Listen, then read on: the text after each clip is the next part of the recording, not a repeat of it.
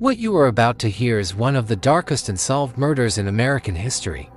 A story that even after 78 years refuses to rest in peace. Before we begin, make sure to subscribe and leave a like because you don't want to miss this. It was a cold January morning in 1947. Los Angeles, the city of angels, glittered under a cloudless sky while the sun dripped gold across the rooftops.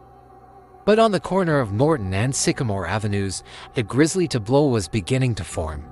A hush fell over the neighborhood as word spread. A woman's body had been found brutally mutilated, cut almost in half and left to chill in the morning sun.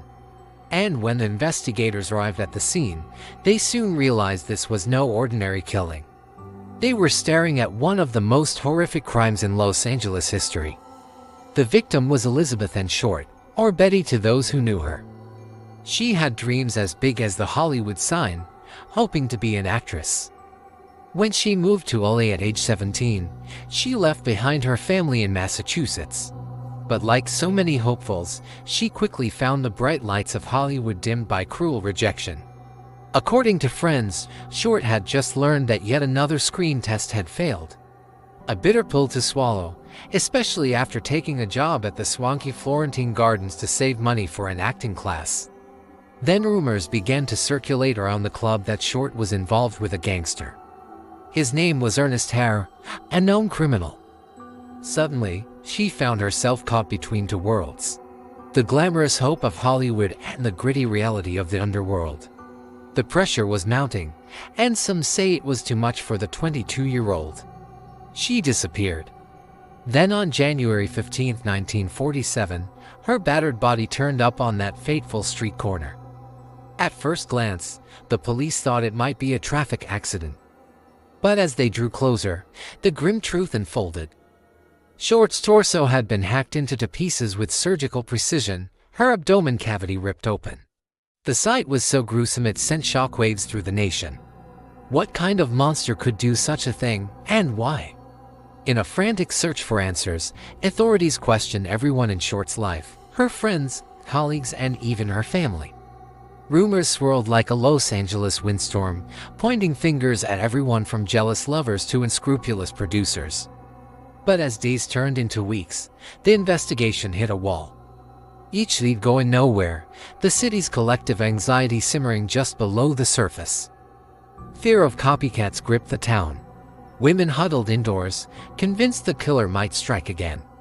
Even then, President Truman felt compelled to comment, promising justice for the slain beauty. But it wasn't just Truman who wanted answers. Thousands did.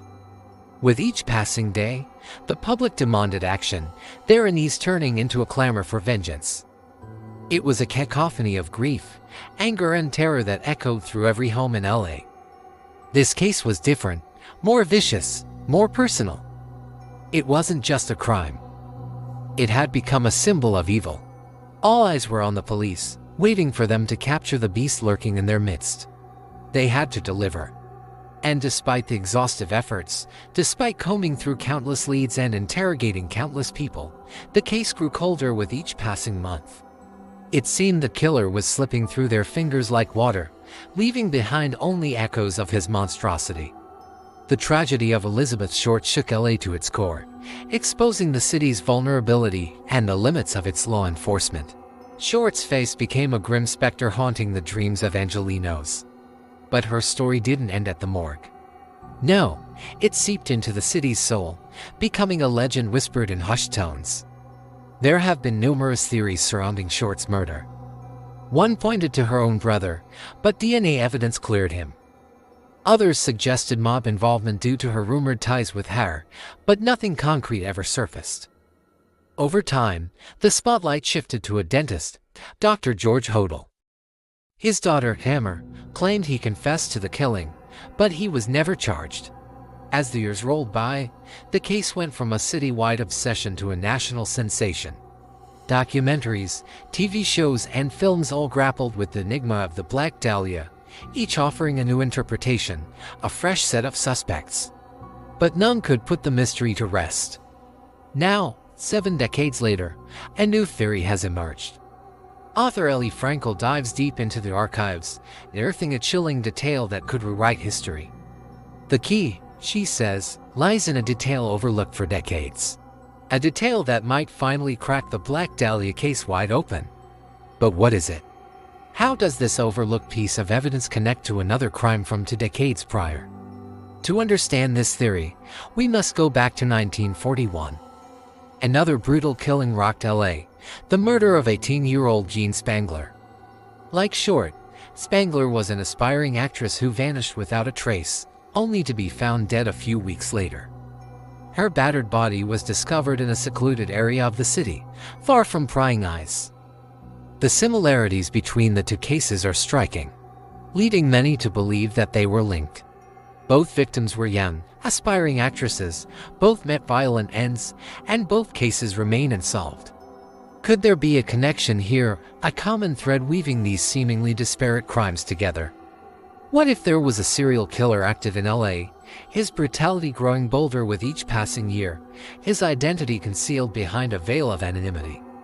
This idea challenges the long-held belief that the Black Dahlia case was an isolated incident, one-off crime of passion. Instead, it opens up the possibility of a chilling reality, a serial predator stalking the streets of LA, preying on the hopes and dreams of young women. The implications are profound. If there really was a serial killer at large, why did it take so long to connect the dots?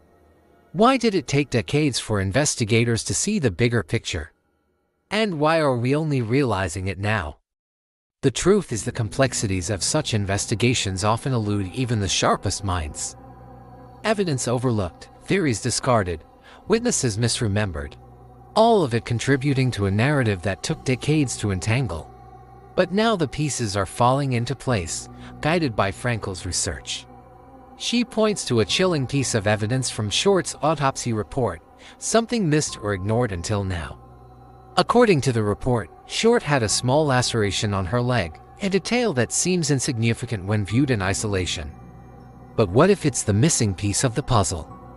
What if this small wound holds the key to unlocking the mysteries surrounding both Short and Spangler's deaths? Could it be that the wounds tell a story of a common assailant, a narrative that connects these 2 tragedies in ways never imagined before? As LA grapples with this chilling possibility, one question echoes through the city's heart. Will the truth set them free, or will the Black Dahlia's killer forever remain a shadow of the city's past? The journey to find out is fraught with questions that cut deeper than the wounds of the past. What did the police know, and when did they know it? Why did it take decades for the connection to be made? And most importantly, will this realization lead to answers or just more theories? As LA sifts through these questions, one thing is clear: the Black Dahlia case isn't just a relic of the past. It is a haunting reminder of the darkness that can lurk in the most unsuspecting corners of the world. The case of the Black Dahlia and Jean Spangler remains a haunting reminder of the darkness that can lurk in the most unsuspecting corners of the world. As LA grapples with this chilling possibility, one question echoes through the city's heart. Will the truth set them free, or will the Black Dahlia's killer forever remain a shadow of the city's past? The journey to find out is fraught with questions that cut deeper than the wounds of the past. What did the police know, and when did they know it? Why did it take decades for the connection to be made? And most importantly, will this realization lead to answers or just more theories? As LA sifts through these questions, one thing is clear: the Black Dahlia case isn't just a relic of the past. It is a haunting reminder of the darkness that can lurk in the most unsuspecting corners of the world. Thank you for watching. If you liked the video, please share for more updates.